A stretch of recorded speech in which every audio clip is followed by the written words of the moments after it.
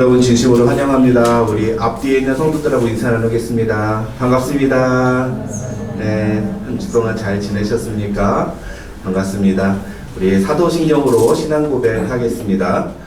전능하사 천지를 만드신 하나님 아버지를 내가 믿사오며 그 외아들 우리 주 예수 그리스도를 믿사오니 이는 성령으로 잉태하사 동정녀 마리아에게 나시고 본디오 빌라도에게 고난을 받으사 십자가에 못 박혀 죽으시고 장사지 살만에 죽은 자 가운데서 다시 살아나시며 하늘에 오르사 전능하신 하나님 우편에 앉아 계시다가 저리로서 산자와 죽은 자를 심판하러 오시리라.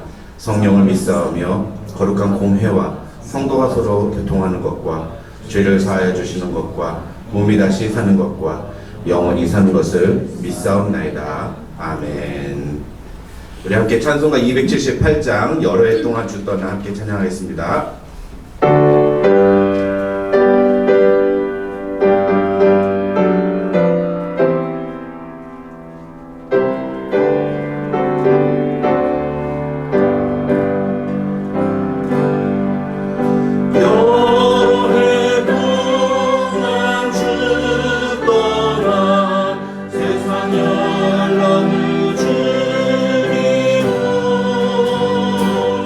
전능하신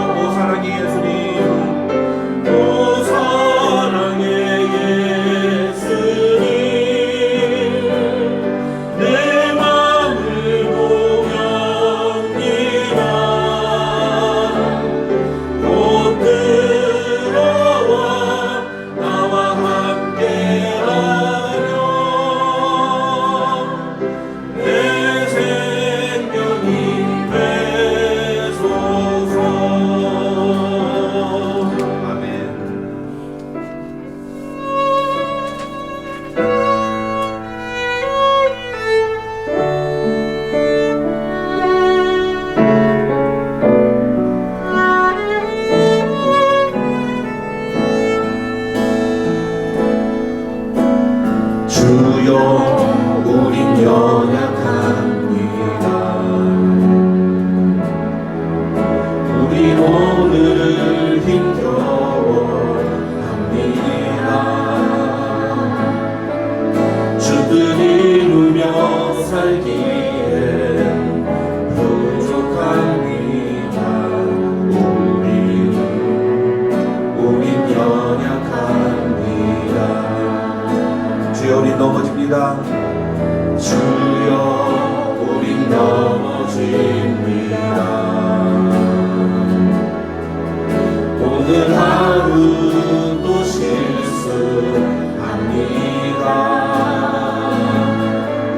주의 긍휼을 구하는 죄인입니다. 우린 주만 바라봅니다. 한없는 주님의 은혜 온 세상 위에 넘칩니다. 가릴 수 없는 주 영광 온 땅 위에 충만합니다. 주님만이 이리오니 우리 그 길 따라갑니다.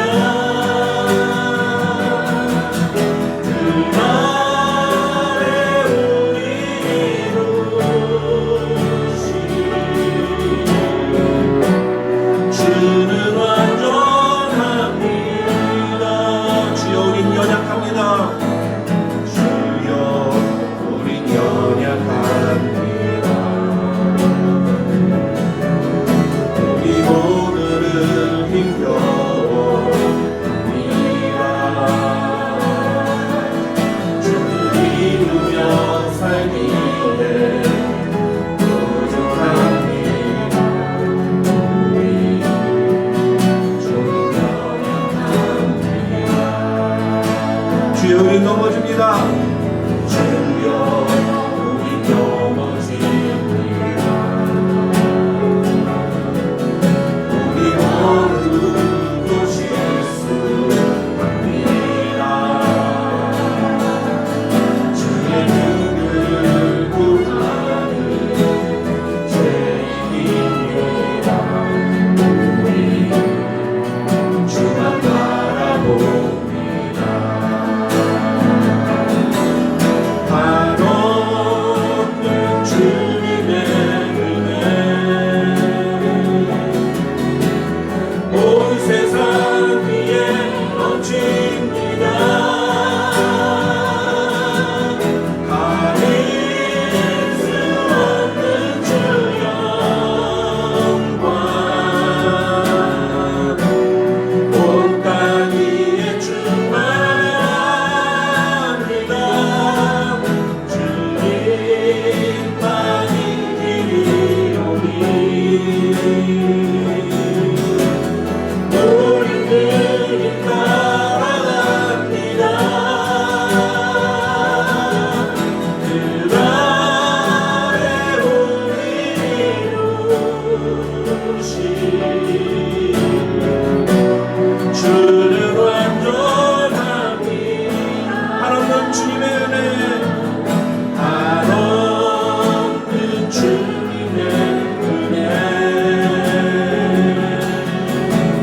온 세상 위에 넘칩니다.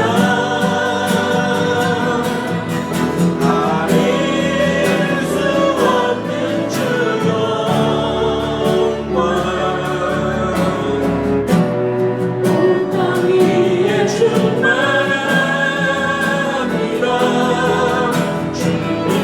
주님만이 이리오니 우리 그 길 따라가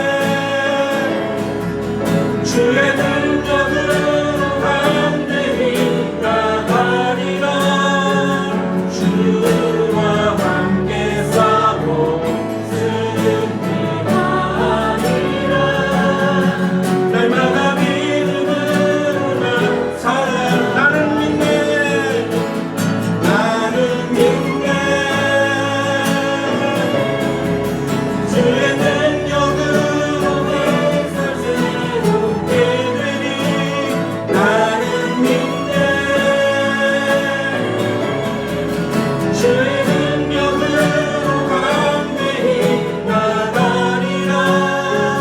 주와 함께 싸워 승리하리라. 날마다 믿음으로 나 살아가리.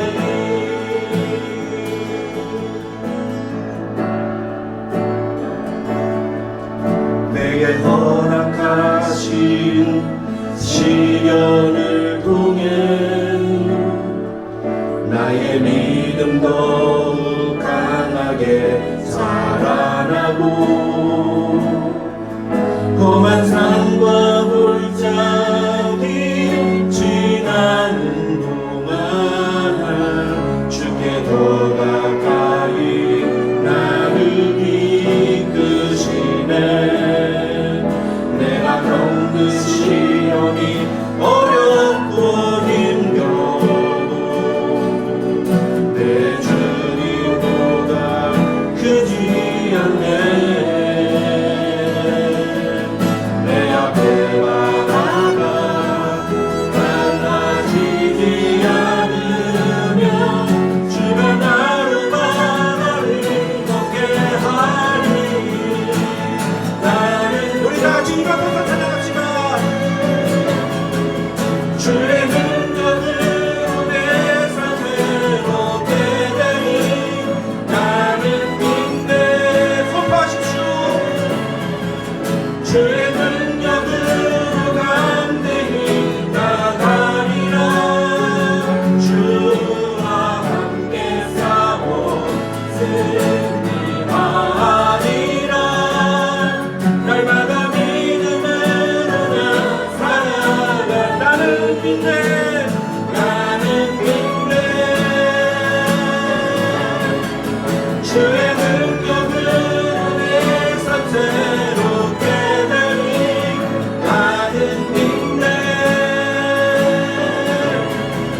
주의 능력으로 감대히 나가리라. 주와 함께 싸워 승리하리라. 날마다 우리의 두 손 들고 다시 한번 찬양합시다. 나는 믿네. 나는 믿네.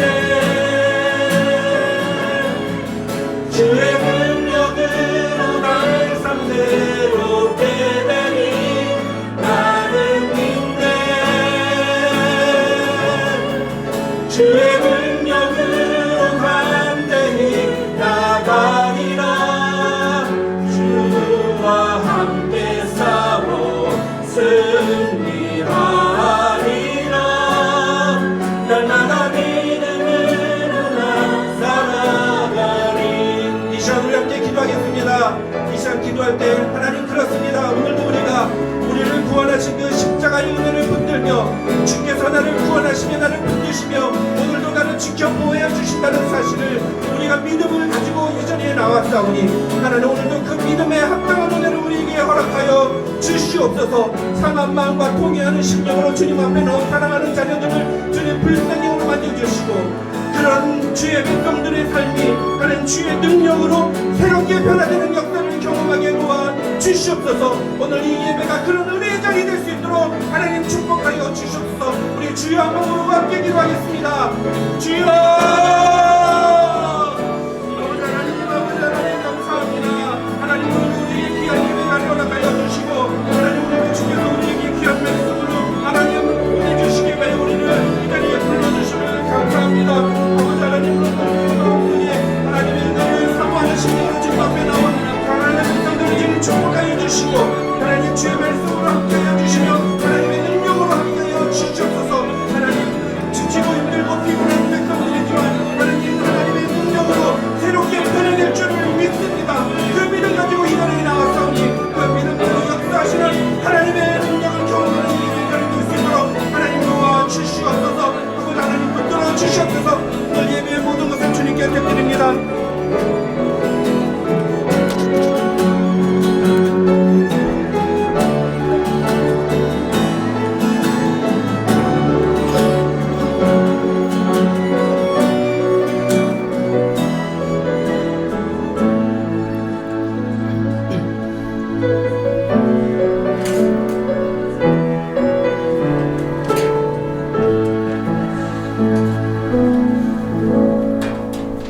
함께 기도드리겠습니다. 여호와여, 나의 영혼이 주를 우러러 보나이다. 여호와의 모든 길은 그의 언약과 증거를 지키는 자에게 인자와 진리로다. 여호와를 경외하는 자 누구냐? 그가 택할 길을 그에게 가르치시리로다. 그의 영혼은 평안히 살고 그의 자손은 땅을 상속하리로다. 내 눈이 항상 여호와를 바라봄은 내 발을 그물에서 벗어나게 하실 것이미로다. 아멘. 주님, 이 아침에 주님을 경배하는 자리에 불러주심에 감사하며 주의 이름을 높여드리기 원합니다. 또한 지난 한 주간을 돌아보며 회개하기를 원하오니 회개의 영을 부어주시옵소서. 결단하지 못하는 연약함을 불쌍히 여기시고 예배에 합당한 심령으로 변화시켜 주시옵소서. 주님, 이 땅과 대한민국을 위하여 기도합니다.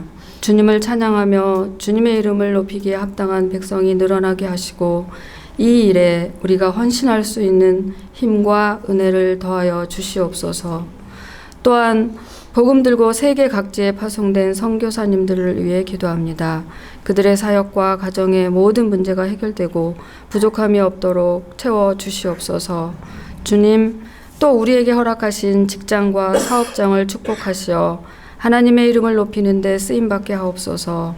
또 각 가정에 선물로 주신 자녀들을 선한 길로 인도하시고 주님의 뜻 가운데 꿈을 펼치며 하나님의 영광을 나타내는 도구가 되게 하여 주시옵소서.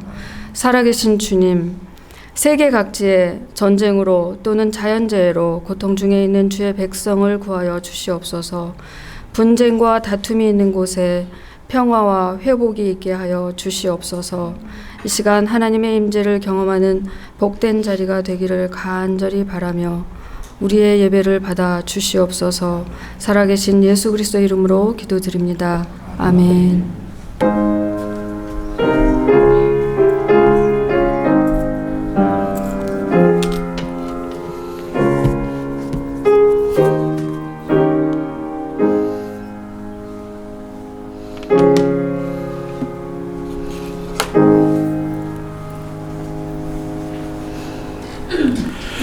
오늘 우리에게 주신 하나님의 말씀은 이사야 48장입니다. 이사야 48장 12절부터 22절까지의 말씀.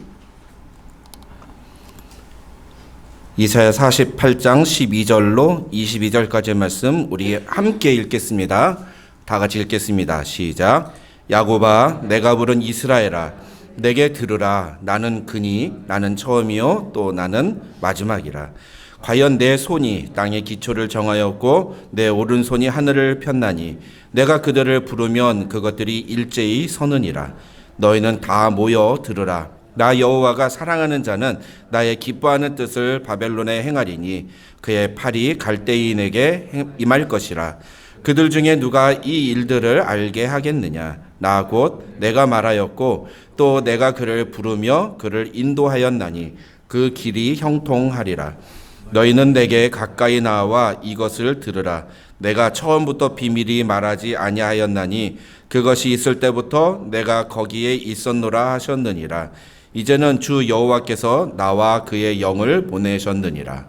너희의 구속자시요 이스라엘의 거룩하신 이이신 여호와께서 이르시되 나는 네게 유익하도록 가르치고 너를 마땅히 행할 길로 인도하는 네 하나님 여호와라. 네가 나의 명령에 주의하였더라면 네 평강이 강과 같았겠고 네 공의가 바다 물결 같았을 것이며 네 자손이 모래 같았겠고 네 몸의 소생이 모래알 같아서 그의 이름이 내 앞에서 끊어지지 아니하였겠고 없어지지 아니하였으리라 하셨느니라. 너희는 바벨론에서 나와서 갈대아인을 피하고 즐거운 소리로 이를 알게 하여 들려주며 땅끝까지 반포하여 이르기를 여호와께서 그의 종 야곱을 구속하셨다 하라. 여호와께서 그들을 사막으로 통고하게 하시던 때에 그들이 목마르지 아니하게 하시되 그들을 위하여 바위에서 물이 흘러나게 하시며 바위를 쪼개사 물이 솟아나게 하셨느니라. 여호와께서 말씀하시되 악인에게는 평강이 없다 하셨느니라. 아멘. 아멘. 우리 함께 읽은 본문 말씀 가지고 들으라는 제목으로 하나님의 말씀 살펴보겠습니다. 이 이사야서 46장부터 48장까지에 담겨진 내용은 하나님께서 이 하나님께 범죄한 남유다를 징계하시기 위해서 바벨론을 쓰시는데, 하나님이 결국은 그 바벨론도 징계하시겠다라는 내용을 담고 있습니다. 이 바벨론을 왜 징계하시느냐 하면은 그들이 하나님 앞에 보여준 죄 때문입니다. 하나님께 교만한, 그리고 하나님을 무시하는 그런 행동들을 했고요. 그 다음에 하나님의 백성들을 무자비하게 대했다. 그런 제목으로 하나님께서 이 바벨론을 결국은 심판하시겠다라고 말씀하시는 거죠. 여러분, 바벨론은 분명히 하나님의 도구로 쓰임받았습니다. 그럼에도 불구하고 그들의 죄 때문에 심판을 받은 거죠. 이 바벨론하고 제일 비슷한 신약의 인물이 누구냐 그러면 가룟 유다예요. 가룟 유다. 가룟 유다는 분명히 하나님께 쓰임 받았다 이렇게 볼 수도 있습니다. 왜냐하면 가룟 유다가 예수님을 팔지 않았으면 예수님이 십자가에 달릴 일이 없었거든요. 물론 다른 방법으로 하나님께서 그 뜻을 이루셨겠지만, 그러나 그렇기 때문에 그 사람이 천국 갔냐? 하나님께 쓰임 받았으니까 천국 갔냐? 아니란 거죠. 예. 우리가 천국을 가는 것은 우리가 이 세상에서 어떤 선한 일을 했느냐 안 했느냐, 하나님의 뭐 도구로 쓰임 받았느냐 안 했느냐, 그게 아닙니다. 그 조건이 아니죠. 구원은 오직 예수 그리스도를 믿음으로만 가는 것이다. 근데 가룟 유다도 결국은 자신의 그 죄 때문에 죽음을 면치 못했죠. 스스로 목숨을 끊음으로써 비참한 그 결말을 맞이했던 것처럼 바벨론도 마찬가지입니다. 바벨론도 하나님께 쓰임을 받고 하나님께서 그들을 이 세상의 채찍으로 그렇게 사용을 하셨는데 그게 너무 교만한 거예요. 그러다 보니까 하나님도 무시하고 또 하나님의 백성들인 이스라엘 백성들을 향해서 무자비한 그런 태도를 보임으로써 하나님의 징계의 대상이 되었다라는 거죠. 여러분, 이 사실을 우리가 잘 기억해야 되는 게, 하나님은 절대로 죄에 대해서 그냥 넘어가시는 분이, 죄를 무시하시는 분이 아니라는 사실을 우리는 기억을 해야 됩니다. 하나님은 죄를 반드시 지적하시고 그 죄의 값을 치르게 하시는 분이다. 그 사실을 여러분 꼭 기억하셔야 됩니다. 그런데 우리 신약의 성도들은 어때요? 우리는 그 죄값을 누가 치르셨어요? 예수님이 치러주신 거예요. 이게 굿뉴스인 거죠. 그러니까 더 이상 우리가 죄값 때문에, 우리의 죄값 때문에 우리가 멸망당하는 일은 없는 거예요. 근데 문제는 뭐냐면, 우리가 그 죄값을, 우리가 지은 죄를 어떻게 해야 돼요? 회개하고 씻음을 받아야 됩니다. 그래서 예수 그리스도께서 그 무한의 은혜를 주시는 거예요. 우리가 언제든지 주님 앞에 나가서 나의 죄를 자복하고 회개하기만 하면 주님께서 그 모든 죄를 용서해 주신다라고 하는 그 놀라운 은혜를 우리에게 허락해 주셨기 때문에 우리는 자유함을 가지고 살아갈 수 있지만, 그럼에도 불구하고 잊지 말아야 되는 것은 무엇입니까? 우리가 만약에 그것을 잊어버리고 죄에 대해서 방종하거나 혹은 죄에 대해서 이렇게 무책임한 그런 태도를 보여서 예수님이 나의 죄를, 장래에 있을 죄까지 다 용서해 주셨으니까 내가 이제 죄를 지어도 아무 상관이 없지. 그리고 죄 지어도 가서 회개만 하면 다 용서해 주신다고 했으니까 죄 지어도 되겠네 라고 생각하면 안 돼. 죄가 무슨 무한정 unlimited 크레딧 카드가 아니에요. 예. 구속이 그런 의미가 아니란 말이죠. 오히려 어떻습니까? 구속의 은혜를, 십자가 구원의 은혜를 받은 사람들은 죄에 대해서 더 민감하고, 나의 죄를 씻어주기 위해 흘리신 예수님의 보혈이 얼마나 값비싼 것이었는지를 깨닫고 더 이상 죄를 짓지 않으려고 노력하는 태도를 보여야 한다는 거죠. 그것이 참다운 신자의 바른 자세다, 그렇게 말씀을 드릴 수가 있습니다. 어쨌든 바벨론이 하나님께 쓰임을 받았지만 바벨론은 자신들의 죄로 말미암아 또 다른 하나님의 심판의 대상이 될 것이다. 그게 바로 이사야서 46장부터 48장에서 하나님이 말씀하시는 내용입니다. 그런데 그렇게 바벨론에 대한 심판을 얘기하시는 이 46장부터 48장까지 가다가 오늘 본문인 48장에서는요, 갑자기 포인트를 싹 하고 돌리세요. 누구에게로 돌리냐? 이스라엘에게로 돌리세요. 46장부터 48장까지는 분명히 전체적인 메인 아이디어가 바벨론을 심판하시겠다. punish the 바빌론인데, 그런데 갑자기 48장 끝에 가가지고서는 이스라엘 백성들에게 말씀을 하시는 거죠. 이거는 48장만 그런 게 아니라 그 앞에서 43, 44, 45장에서 하나님이 고레스를 들어서 쓰시겠다고 말씀하셨던 그 내용에서도 나왔던 똑같은 패턴입니다. 그러면서 이 1절에서 오늘 본문에서 뭐라고 말씀하시느냐, 하나님이 야곱의 집이여 이를 들을지어다 이렇게 말씀하십니다. 야곱의 집이여 이를 들을지어다. 야곱의 집이여 이를 들을지어다. 이 야곱의 집이라는 게 뭐예요? 야곱의 가문, 이스라엘 민족을 말하는 거죠. 이스라엘 백성들아, 이것을 들어야 된다. 무엇을 들어야 되느냐? 그래서 오늘 본문의 내용은요, 이 48장의 전체적인 내용은 하나님께서 이스라엘 백성들에게 주시는 메시지예요. 근데 두 가지를 들어야 된다라고 할 수 있습니다. 그 두 가지가 무엇이냐? 첫째는 하나님의 경고 사인이에요. 이스라엘 백성들을 향한 하나님의 경고. 하나님이 왜 이스라엘을 심판하시는지, 왜 바벨론을 통해서 하나님이 이스라엘을 심판하시는지에 대한 내용이 나옵니다.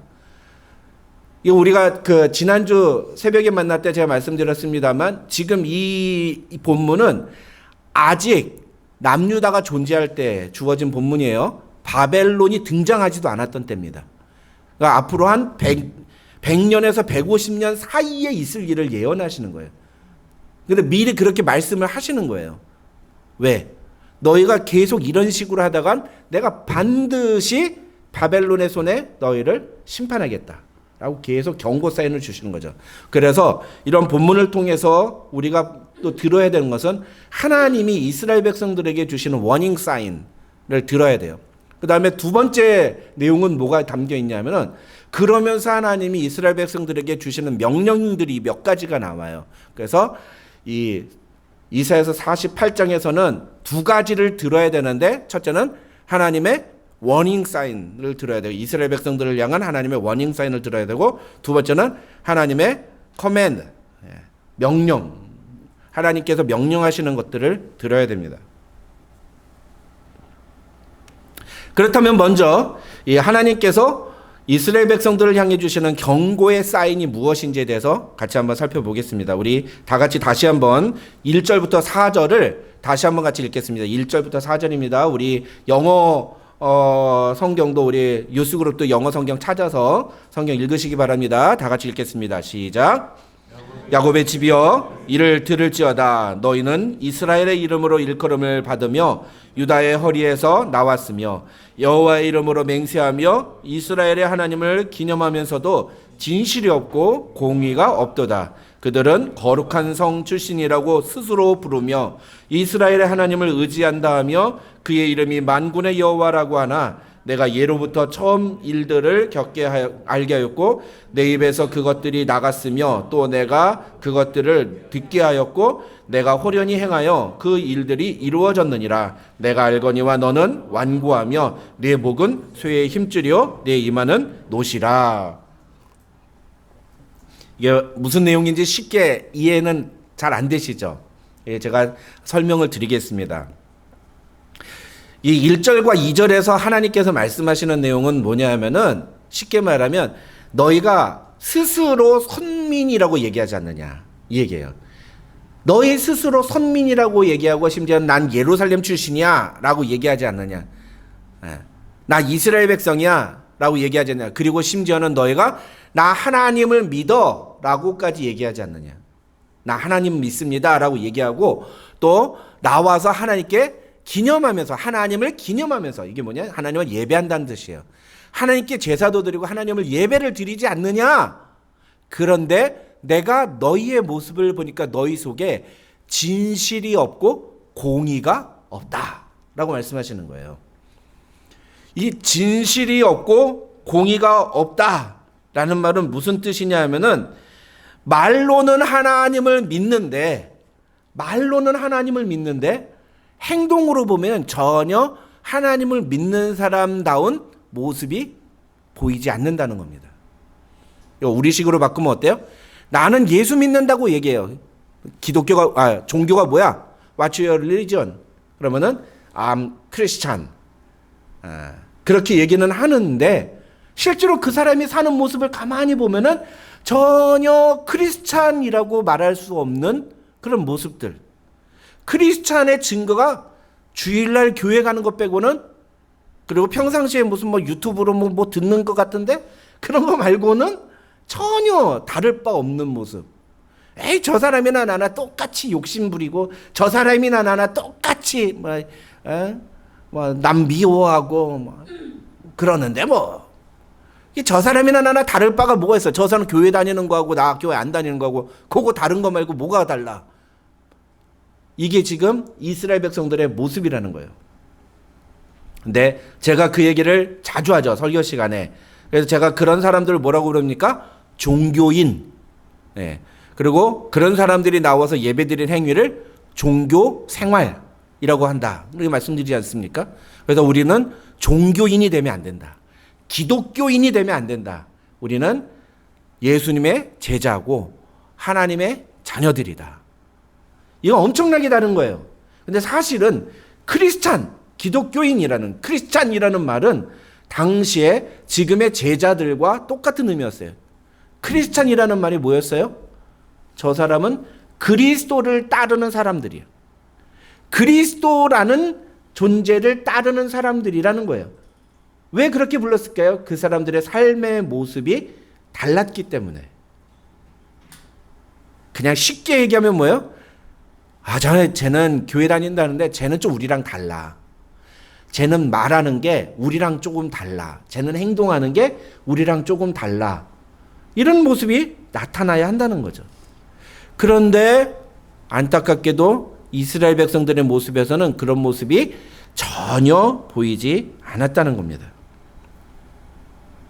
그러면서도 자기 스스로는 구원받았다고 확신하는 거예요. The Bible tells me so. 나 교회 가니까 그런 노래 부르더라고. 성경에 예수님이 뭐 저 사람도 구원해 주는데 나 좀 구원 안 해주겠어? 나 교회 열심히 나왔어. 나 교회 나온 지 얼마나 됐는데 벌써 몇 년이 넘었는데 나 교회 헌금도 착실하게 많이 했고. 그러면서 나는 구원 받는다고 자기 확신, 셀프 컨피던스를 계속 갖고 있는 거예요. 근데 삶에서 보면은 전혀 에비던스가 없는 거예요. 셀프 컨피던스는 있는데 에비던스가 없어요. 그런 사람 정말 구원받았다고 말할 수 있느냐라는 거죠. 우리가 다른 사람의 구원을 함부로 말하는 건 굉장히 잘못된 모습이지만 우리 스스로 생각해 봐야 된다는 겁니다.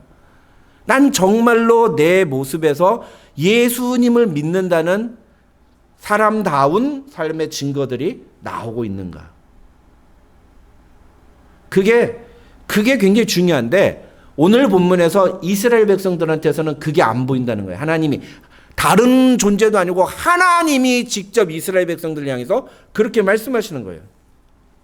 내가 너희가 와서 교회 와서 예배 드리는데 니네가 전혀 나를 믿는다고 나 볼 수가 없다. 니네 마음속에 진실함도 없고 니네 마음에 정말 그 마음속에 그 나의 기준이나 내가 갖고 있는 하나님의 의의를 갈구하는 그런 모습들은 전혀 보이지가 않는다.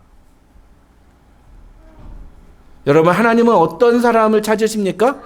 요한복음 4장 23절을 보면 예수님이 그렇게 말씀하셨어요. 아버지께 참되게 예배하는 자들은 영과 진리로 예배할 때가 오나니 곧 이때라. 아버지께서는 자기에게 이렇게 예배하는 자들을 찾으시느니라. 하나님이 찾으시는 예배자는 어떤 사람이라고요? 참되게 예배하는 사람이에요. 참되게 예배하는 사람. 참되게 예배하는 사람이 어떤 사람이에요? 영과 진리로 예배하는 사람이에요. 이 영과 진리라는 말은 뭐냐면은 우리가 육과 영으로 구성된 사람이잖아요. 그 영이 육하고 함께 예배드리는 사람이라는 거예요. 예배당에 왔는데 예배 시간에 몸은 예배당에 앉아 있는데 영은 집에 가 있는 콩떡을 찾는 분이 있어요. 몸은 예배당에 가서 앉아 있는데 영은 지금 골프장 가 있는 분이 있어요. 옛날에 어떤 청년이 예배를 드리는데 저 뒤에서 계속 휴대폰을 봐요. 나는 성경책 보는 줄 알았어요. 근데 나중에 어떤 분이 얘기하더라고요. 목사님, 그 친구 설교 시간에 골프 봐요.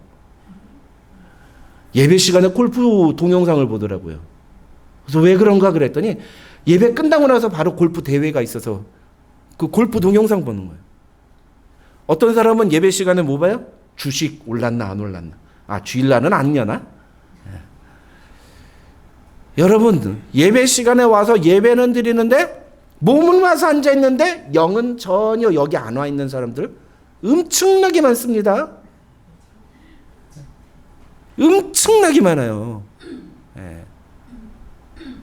영이 함께 예배드려야 돼요. 영이. 우리의 영이 그다음에 진리로. 이 진리란 뭐예요? 하나님의 말씀이에요. 하나님의 말씀을 사모하는, 하나님의 말씀에 근거한, 하나님의 말씀에 집중하는 예배. 그래서 예배 시간에 보면 제가 어제 보니까 누구라고 말하지 않겠습니다만 제 아내가 이렇게 봤더니 예배 시간에 그 설교 내용을 막 적는데요. 요즘 우리 이제 소그룹 모임에서 가서 얘기를 해야 될 게 있으니까 막 적는 분들이 있더라고요. 좋은 모습이에요. 그래서 사실은 이 교회는 뭔가 좀 다르다라고 볼 수 있는 건 뭐냐면은 설교 시간에 성도들이 가만히 있지 않고 설교 내용을 막 적는 그런 성도들이 많으면 그 교회는 뭔가 좀 이 교회는 좀 수준이 높구나 이렇게 말할 수 있어요. 근데 우리 유스 그룹들이 설교 시간에 목사님 설교 한글로 하니까 못 알아들으니까 열심히 적는데요. 얼마나 감사한지 열심히 적어야 돼요. 하나님의 말씀에 집중해야 됩니다. 집중해야지. 제가 예전에 경청 얘기하면서 경청에 다섯 가지 얘기했죠. 근데 대부분의 분들이 교회 와서 예배 드릴 때 경청한데 공감적 경청이나 진짜 경청을 안 하고 선택적 경청을 해요. 자기가 듣고 싶은 것만 들어요. 그래서 예배 시간에 오면서 오늘은 또 목사님이 어떤 사모님의 에피소드를 얘기를 할까? 뭐 이런 기대감을 가지고 오시는 분들이 있어요. 오늘은 안 할 겁니다. 근데 어쨌든 그렇게 선택적 경청 아니에요. 말씀에 집중하고 그 말씀을 들으려고 하는 태도. 그래서 우리 교인들은요 참 그런 면에서는 정말 좋은 것 같아요. 웬만한 분들은 이렇게 흐트러짐이 없이 말씀에 다 집중하는 그런 분들을 대부분이라고 말할 수 있습니다. 여러분, 그렇게 하나님이 원하시는, 하나님이 찾으시는 예배자는 참되게 예배하는 사람, 참되게 예배하는 사람입니다. 근데 그렇게 참되게 예배하는 사람은 일요일에만 나와서 예배드리지 않아요. 언제도 예배드려요? 참되게 예배하는 사람은 평일날에도 예배를 드려요. 어떻게 예배를 드릴까요? 유튜브 보고 예배드릴까요? 아니에요. 로마서 12장 1절에 뭐라고 그랬어요? 그러므로 형제들아 내가 하나님의 모든 자비하심으로 너희를 권하노니 너희 몸을 하나님이 기뻐하시는 거룩한 산제물로 드리라. 이는 너희가 드릴 영적 예배니라. 우리의 몸을, 여기 몸이 뭐예요? 영어로 뭐라고 되어 있어요? 몸이? Your body. 진짜 몸이에요. 진짜 몸. 그냥 정신만 말하는 게 아니라 우리가 예배자로 살려고 노력해요. 아니에요. 그거 아니에요. 그런 것 갖고는 부족합니다. 내 몸을 들여서 예배자로 살아야 된다는 거예요. 그게 어떤 방식이냐? 그게 시간을 따로 떼내서 뭐 이슬람교도들 하는 것처럼 하루에 5번씩 양탄자 깔아놓고 기도 시간 가지라는 얘기예요? 아니라 그게 아니고 내 몸을 통해서 하나님이 기뻐하시고 하나님께 영광이 되는 삶을 살아가는 것. 그게 우리가 드려야 되는 참다운 예배라는 거죠. 이건 무엇에서부터 비롯되느냐? What is my goal of life? What is my value of my life? 그 두 가지에 의해서 결정이 되는 거예요. 나의 삶의 목표가 무엇이고 내 삶에서 중요한 게 무엇인가? 그것에 의해서 우리의 태도가 결정되게 돼 있어요. 그래서 내 삶 속에서 바른 태도로, 바른 삶의 애티튜드로 하나님께 나의 몸을 제물로 드리게 되는 겁니다. 하나님이 원하시는 게 이런 예배라는 거예요. 근데 이스라엘 백성들이 예배를 안 드렸느냐? 아니에요. 예배 드렸어요. 우리 식으로 말하면 주일날 교회에 와서 예배 드렸다고요. 그런데 하나님이 보시기에 그들은 참되게 예배하는 자들이 아니었다. 그래서 하나님이 그들을 심판하시기로 결정하셨다라는 거예요. 속된 말로, 그러니까 쉽게 말하면 하나님을 속이려고 했던 거예요. 얼마든지 하나님을 속일 수 있다고 생각하죠. 어떻게? 교회 나와서 예배만 잘 드리면, 헌금 많이 하면, 그러면 얼마든지 하나님을 속일 수 있다고 생각한 거예요. 그게 이스라엘 백성들의 모습이었던 거죠. 하나님이 더 이상 속지 않겠다. 니네 자꾸 그런 모습 보면 나 가만히 안 있는다. 니네 자꾸 그런 모습 보면 나 가만히 안 있는다. 이런 얘기 왜 하시는 거예요? 돌이키라는 거예요. 돌이키라. 그런 거 하지 말라는 거예요. 그런 식으로 예배 드리지 말라는 겁니다. 그럼 빨리 돌이키면 되는 거예요. 근데 그걸 못 알아먹는 거죠. 근데 이런 모습보다 더 심각한 모습이 있었어요. 더 심각한 문제가 있었는데 그게 무엇이냐? 4절을 보면은, 오늘 보면 4절을 보면 뭐라고 하느냐? 하나님이 이스라엘 백성들을 향해서 내가 알거니와 너는 완고하며 네 목은 쇠의 힘줄이요 네 이마는 노지라, 그렇게 말씀하세요. 노시라. 뭐 이게 무슨 말이냐? 여러분 이거를요 쉽게 여러분께 설명을 드리려고 하다가 보니까 공동 번역 성경이 있습니다. 공동 번역 성경이 이걸 이렇게 번역해 놨어요. 나는 너희가 고집불통 무쇠 같은 목덜미에 청동 같은 얼굴을 하고 있는 것을 알았다. 이렇게 번역해 놨더라고요. 무슨 얘기예요? 목이 뻣뻣해가지고 무쇠같이 단단해서 절대로 굽히지 않는다는 거예요. 고집불통. 그리고 청동 같은 얼굴. 우리 이 청동 같은 얼굴을 뭐라 그래요? 예? 철면피. 철면피라고 그러죠. 하나님이 니네 목을 보니까 니네 목이 완전 노쇠같이 빳빳하게 굳어가지고 절대로 구부리지 않는 거예요. 제가 어렸을 때 그랬대요. 제가 어렸을 때 저희 집안에서, 저희 외갓집 집안에서 내려오는 전설 같은 얘기가 있는데, 제가 하도 고집이 세니까 저희 외삼촌들이 장난으로 저를 끌어다가 저희 옛날 외갓집 뒤에 기와 뒤에 보면 장독대들이 있잖아요. 그 장독대에 세워놓고 잘못했습니다. 그래 그랬대요. 근데 제가 죽어도 나는 잘못 안 했어요. 막 그러더래요. 하루 종일 서 있었대요 거기. 제가 얼마나 고집이 센지. 여러분 근데 고집이 세면요 인생이 힘들어요.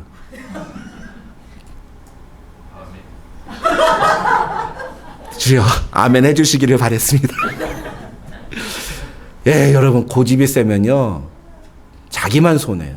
제가 그거를 50 넘어서 알았잖아요. 고집이 세면 결국은 자기만 손해라는 거를 50이 넘어서야 깨닫는 거예요.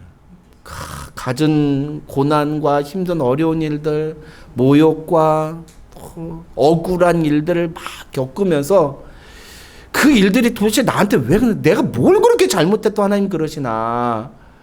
내가 잘못한 게 없어요. 난 지금도 생각하면 내가 잘못한 거 하나 없다고 생각해요.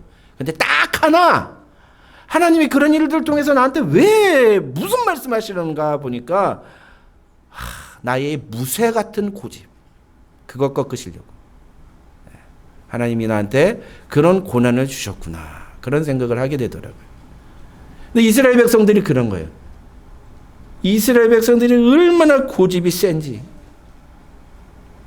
도저히 여러분 여기서 이 고집이 세다는 건요 자기의 성격을 말하는 거 아니에요. 제가 이해하기 쉽게 제 얘기를 예화로 말씀을 드렸습니다만 여기서 고집이 세다는 얘기는 성격을 가지고 얘기하는 게 아니고 하나님에 대한 태도, 특히 하나님의 말씀에 대한 태도를 가지고 얘기하는 거예요.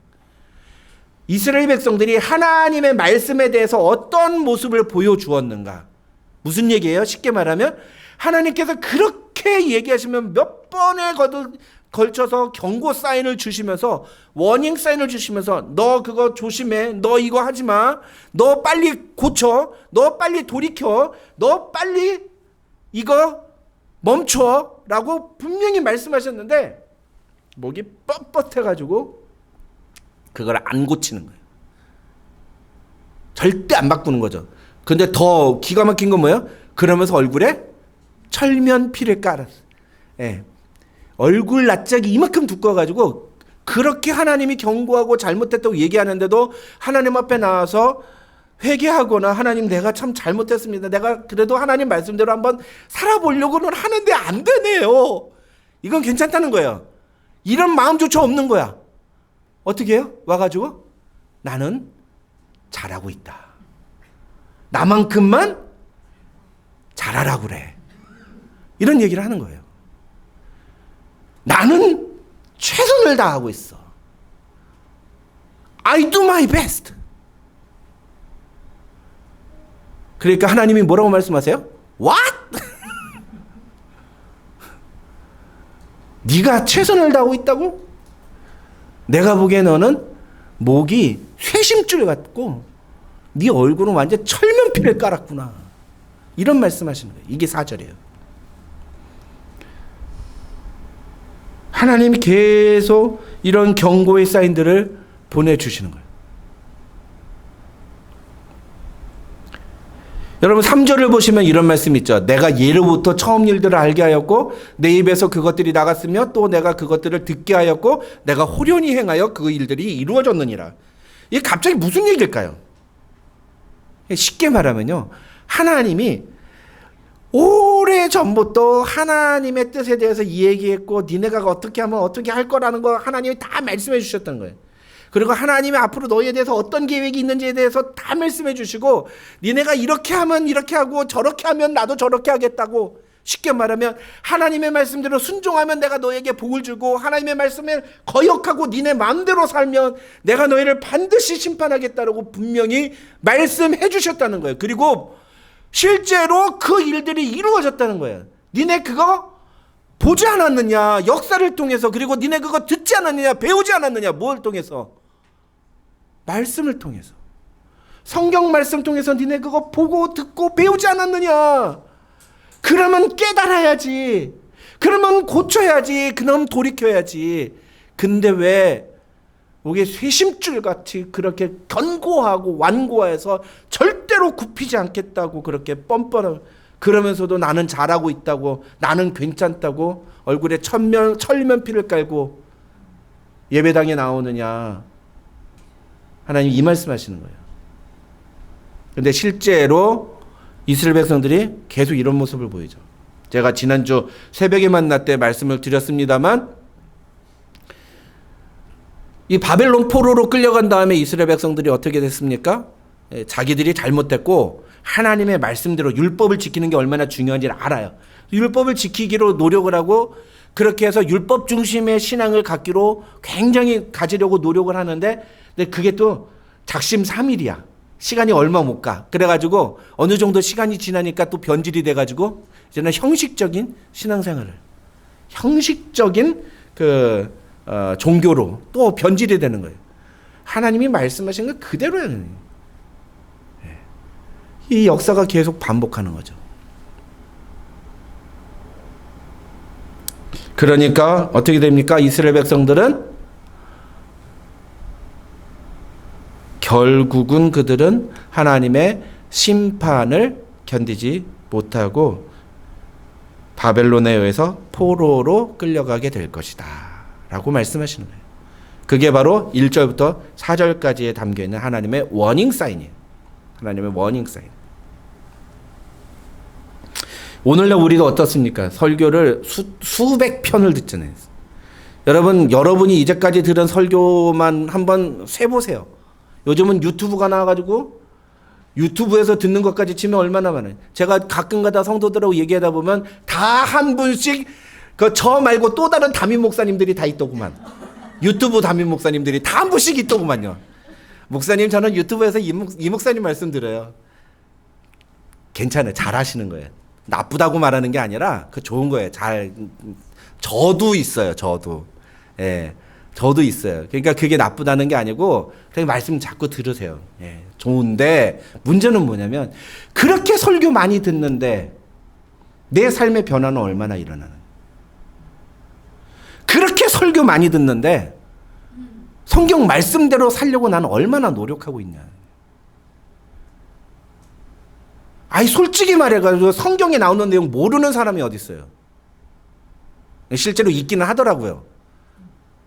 성경이 뭘 말하는지 하나도 모르는 사람도 실제로 있기는 하는데 그런 사람들은 오히려 성경에 대해서 달달달달 안다고는 하는데 삶에서 전혀 성경 말씀대로 살지 않는 저 같은 신앙생활 오래 한 사람, 최소한 30년 이상 신앙생활 했다는 사람. 여러분, 그래서 교회 다니면서요, 아유, 목사님, 저는요, 30년 전이나 지금이나 거의 똑같아요. 이건 정말 하지 말아야 될 말이에요. 이건 진짜 부끄러운 말이에요. 그게 본인 제살 깎아먹는 말이라는 걸 모르고 하시는 거예요. 신앙생활 30년 했으면 그만큼 성숙해져 있어야죠. 아, 근데 저는요, 한 20년 전에, 30년 전에 처음 예수 믿을 때랑 지금이랑 별반 다를 바가 없어요. 이건 너무너무 부끄러운 말이에요. 성경은 우리에게 분명하게 믿음에서 자라가라. 우리는 성장해야 된다고 말하고 있어요. 이건 아주 메인 아이디어예요. 성경이 우리에게 제시하는 핵심이에요, 핵심. 코어 밸류예요. growth, 성장. 하나님의 말씀을 듣고 배우면 우리는 어떻게든 성장해야 돼요. 그 성장의 가장 큰 핵심이 뭐예요? 그게 변화예요, 변화. 변화. 그래서 기독교는 변화의 종교다. 이렇게 말을 할 수 있는 거예요. 근데 이 변화를 가로막는 가장 심각한 죄가 뭐예요? 가장 심각한 모습이? 그게 바로 오늘 4절이에요. 고래 심줄이라고 하죠. 한국 표현에서는. 고래 심줄 같다 그렇게 얘기해요. 뻣뻣해가지고서는 절대로 굽히지 않는. 아유, 집사님, 교회 좀 나오시죠. 절대로 안 나간다. 근데 집사라고 불리기는 원해. 집사라고 안 불러주면 막 삐져. 그건 또 무슨 경우예요? 교회는 안 나오면서 집사라고 불리기는 원하는.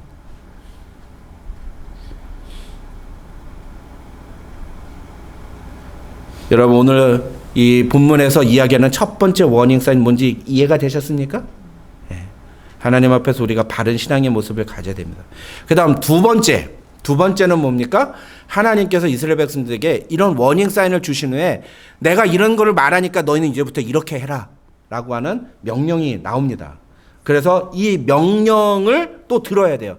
하나님이 우리에게 요구하시는 것이 무엇인지를 들어야 됩니다. 한 3가지로 정리가 됩니다. 되게 쉬워요. 첫째는 들어야 된다는 거예요. 들어야 돼. listen. 들으라는 겁니다. 이 listen이라는 단어가 오늘 이 48장을 보면요, 계속 반복해서 나요. 몇 번 나오는지 아세요? 4번 나와요. 4번. 4번. 근데 우리가 읽은 12절부터 22절에서 3번이 나와요. 12절에 야곱아 내가 부른 이스라엘아 내게 들으라 라고 나오죠. 14절에 너희는 다 모여 들으라. 16절에 너희는 내게로 가까이 나와서 이것을 들으라. 한 번 더 나와요. 4번 나온다 했죠. 어디서 나올까요? 1절에 나와요. 1절에. 1절에 또 나와요. 1절에. 근데 이렇게 들으라는 내용을 계속 강조하시는 건 뭐예요? 좀 들으라는 얘기예요. 근데 이게 뭐예요? 이게 히어링을 말하는 게 아니에요. 귀로 듣는 걸 말하는 게 아니라 내가 말하는 걸 좀 주의 깊게 거기에 대해서 생각을 하고 내가 무슨 말을 하는지도 좀 기억을 해라. 아니면 좀 휴대폰에 적어놓기라도 하든가. 내가 물어보면 모를 수 있어. 그래, 니네 머리가 나쁘니까 모를 수 있어. 그렇다면 휴대폰이라도 적어놔서 무슨 말씀하셨지? 그러고선 찾아보면 되잖아. 마치 그렇게 말씀하시는 거예요. Pay attention. Not hearing. Listen carefully.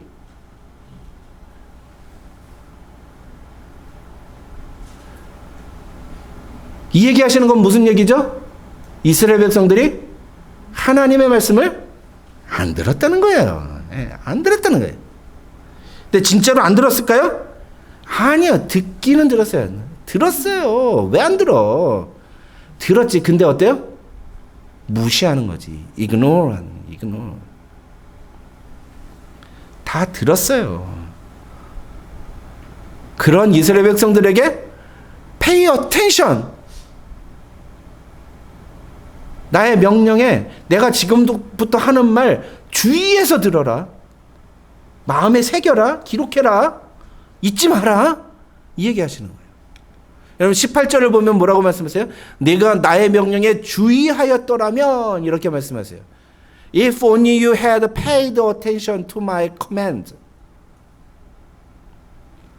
내가 명령하는 것들을 너희가 주의를 기울이고 그것을 지켰더라면 너희는 평강이 강과 같았을 것이고 네 공의가 바닷물결 같았을 것이다. 무슨 얘기예요?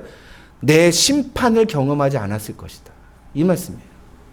내가 너희를 그렇게 혼낼 이유가 없지. 니네가 내 말 듣고 내가 말하는 대로 하려고 하면 내가 너희를 그렇게 혼낼 이유가 없지. 그 말씀하시는 거예요. 하나님이. 그런데 이스라엘 백성들은 어땠다고요? 그러지 않았다고요. They do not listen. They do not listen. 그래서 그들은 하나님의 징계를 받게 된다. 새벽의 만나를 계속 준비하는데 새벽의 만나 준비하는데 참 시간이 많이 들어갑니다. 공도 많이 들어요. 근데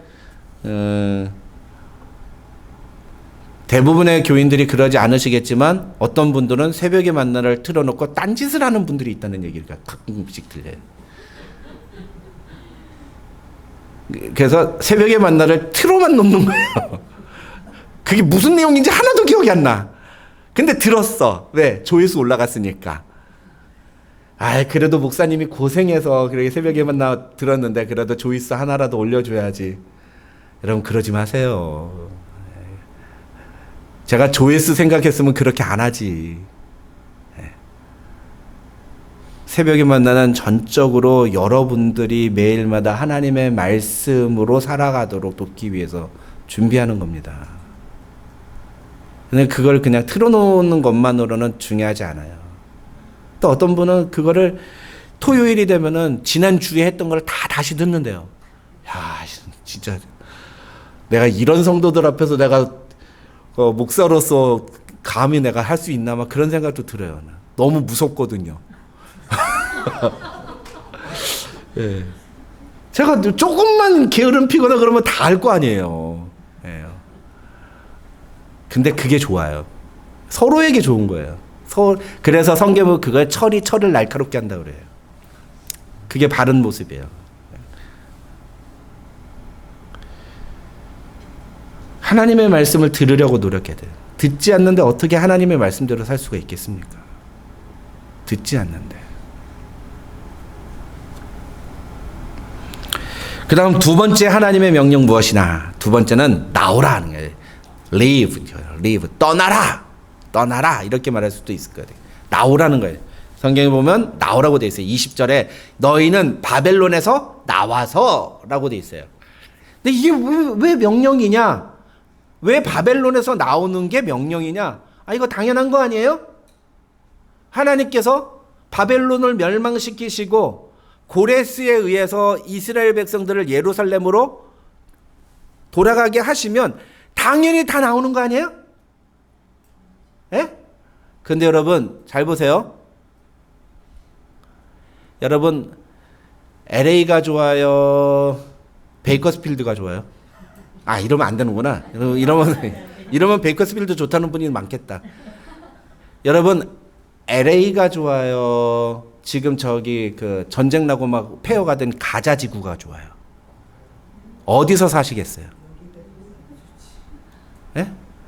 LA 같은 데서 사시는 게 좋으시겠어요? 저 가자 지구 같은 데서 사시겠어요? 말도 안 돼. 그러면 안 된다고.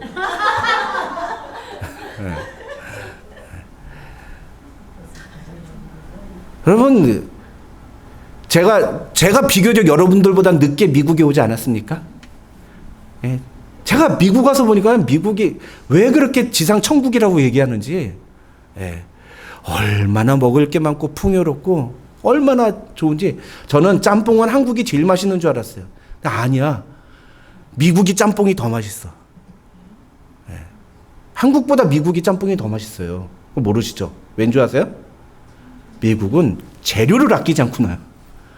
물론 LA는 안 그런 데도 많습니다만 제가 동부에서 있을 때는 얼마나 풍성하고 얼마나 살기 편하고 좋은지.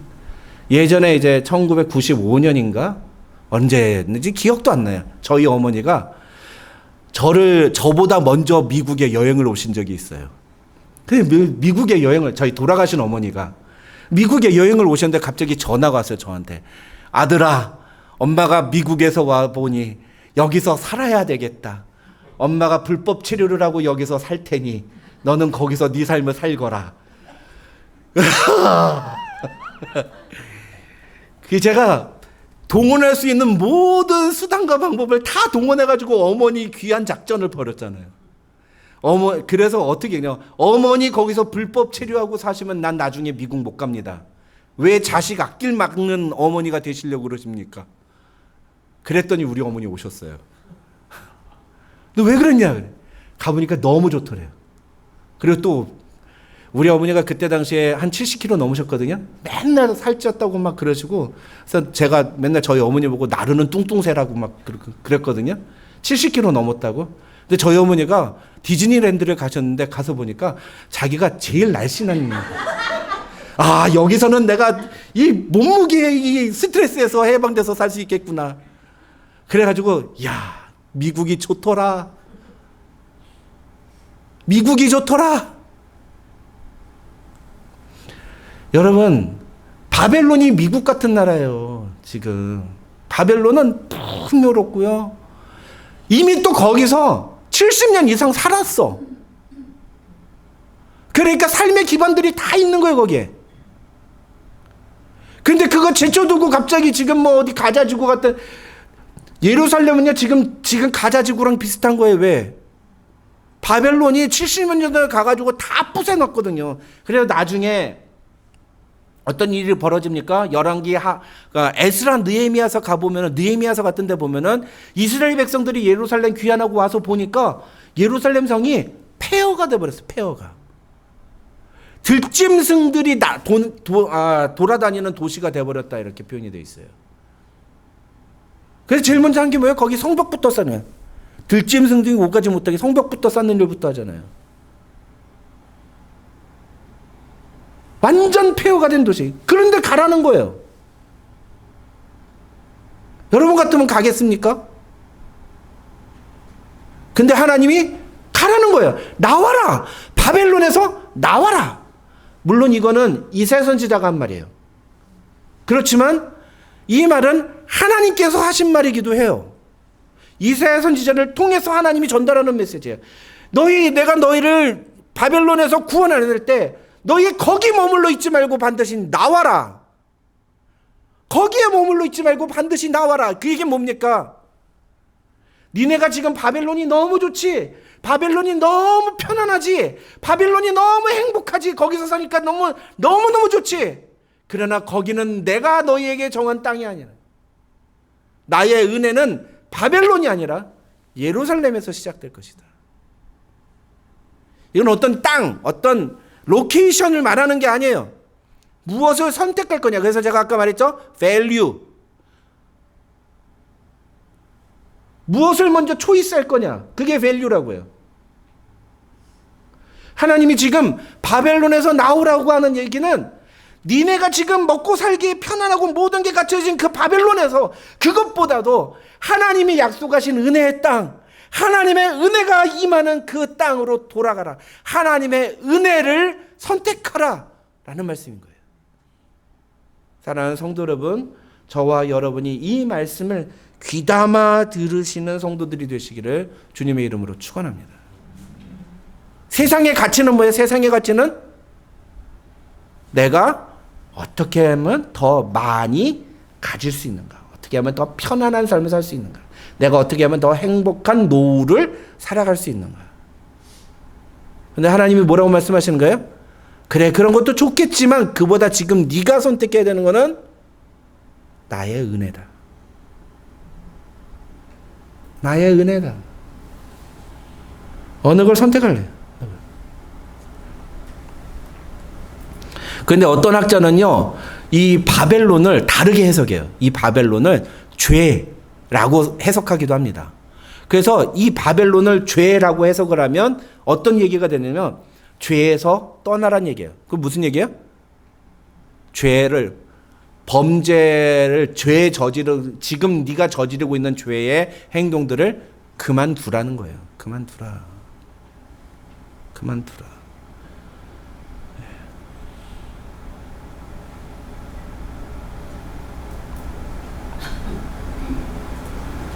그러니까 20절에서 말한 게 뭐야? 네가 떠나야 될 죄의 자리가 어딘가? 네가 멈춰야 될 범죄 행위가 무엇인가? 네가 지금 이제 중단해야 되는 죄악된 행동들은 무엇인가를 생각해 보라는 게 우리가 적용할 수 있는 방법. 중요한 거는 이게 범죄의 자리든 아니면 우리에게 주는 안정감, 컴포트 존이든 그것이 무엇이든지 간에 우리가 그것을 떠나서 하나님의 은혜를 선택해야 된다는 거예요. 하나님이 우리에게 요구하시는 명령이 이스라엘 백성들에게 요구하시는 명령이 그거라는 거죠. 그다음에 마지막 세 번째는 뭐냐면 전하라입니다. 전하라, proclaim.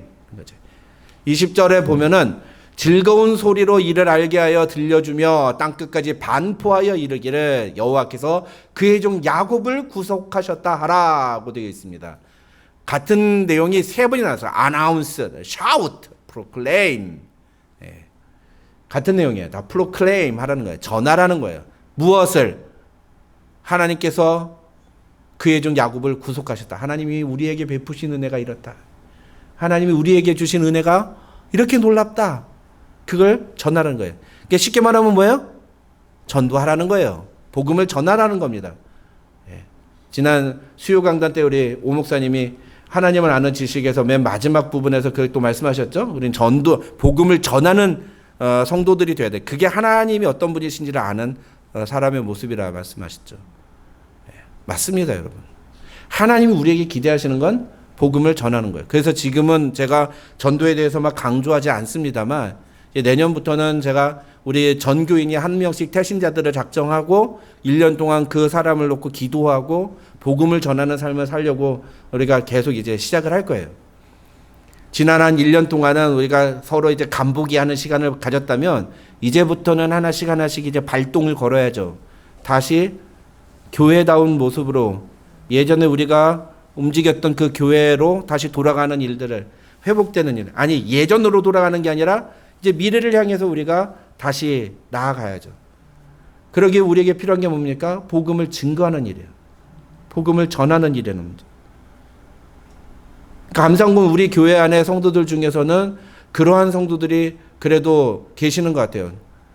기회만 있으면 복음을 전하려고 하고 어떻게든 주변에 있는 분들 중에 이렇게 소외되고 그런 분들. 여러분 전도하라고 그래가지고 다른 교회 다니는 집사님 데려오지 마세요. 물론 그러지도 않을 거겠지만 다른 교회 다니시는 분은 잘 다니시게 놔두세요. 그분 괜히 그분 끌고 올 필요 없어요.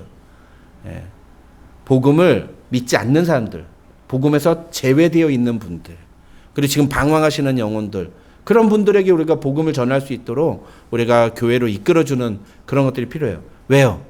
하나님이 주신 은혜가 너무 크기 때문에. 거기에 전제가 뭐예요? 내가 하나님의 은혜를 알아야죠. 경험해야죠. 근데 그 하나님의 은혜는 어떻게 경험해요? 하나님의 말씀에 순종할 때에 경험하는 거예요. 그게 구약의 어떤 그 프레임이에요.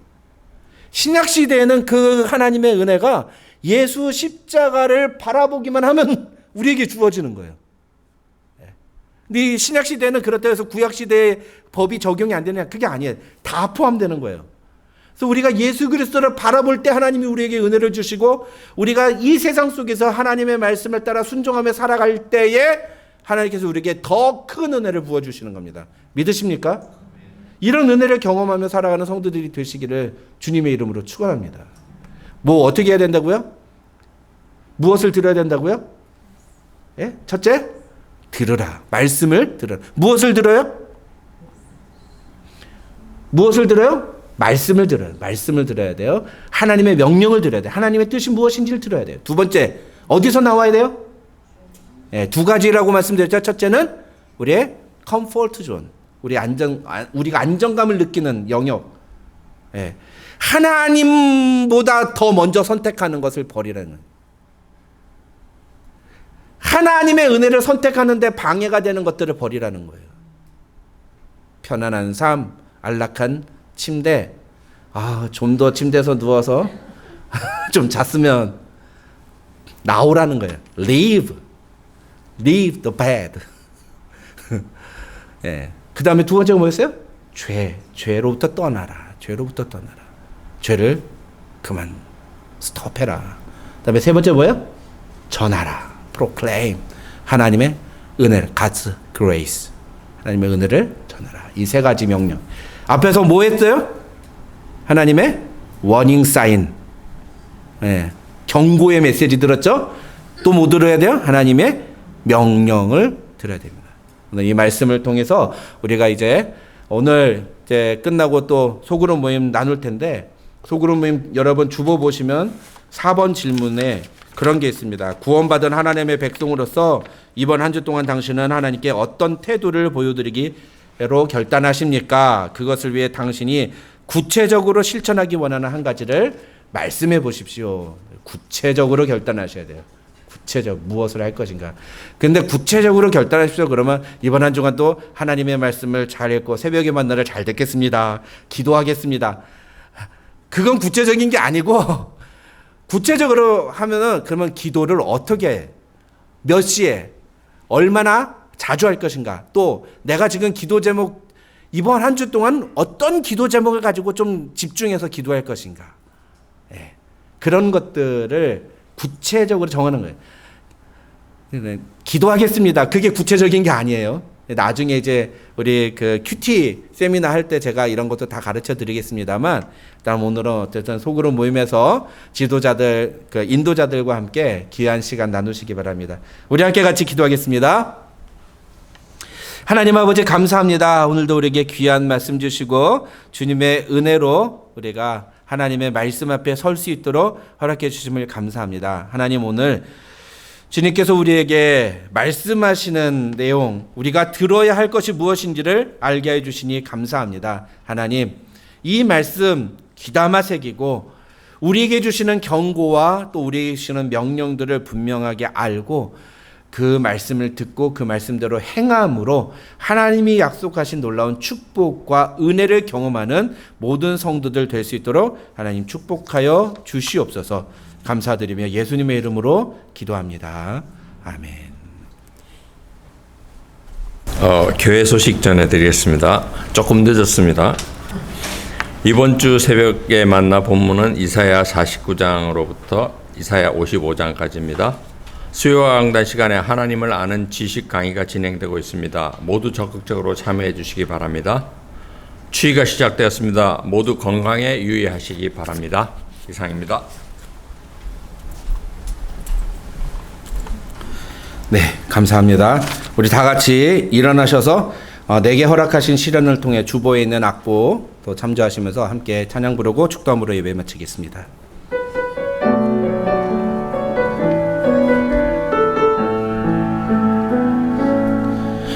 내게 허락하신 시련을 통해 나의 믿음 더욱 강하게 자라나고